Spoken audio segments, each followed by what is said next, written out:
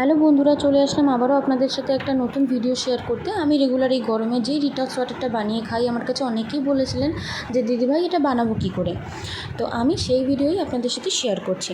তো এটা খুবই সহজ আর খুবই উপকারী একটা পানীয়। দেখুন, এটার উপকারিতা প্রচুর আছে।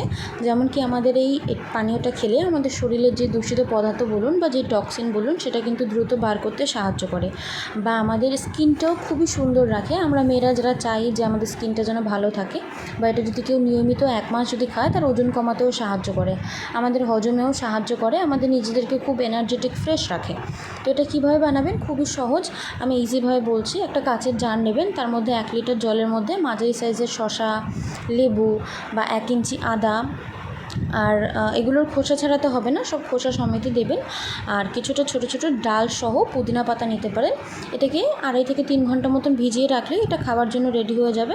আর এটা ঠান্ডা জায়গায় রাখবেন, ফ্রিজেও রেখে দিতে পারেন। সামান্য যদি মনে করছেন যে খাওয়ার সময় একটু লবণ মিশিয়ে নেবেন, লবণ মিশিয়ে খেতে পারেন।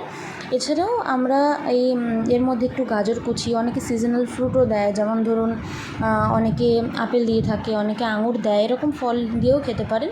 যদি মনে করছেন রাতে ঘুমানোর আগে এটাকে বানিয়ে ফ্রিজে রেখে দেবেন, রেখে দিয়ে তাহলে ঘুম থেকে উঠে সকালে এটা খেতে পারবেন। আর একবার বানালেই এটা 12 ঘন্টা খাওয়া যায়, জল মিশিয়ে মিশিয়ে খেতে পারবেন।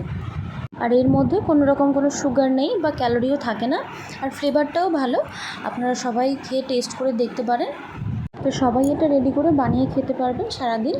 তো আমার ডিটক্স ওয়াটার রেডি হয়ে গেছে।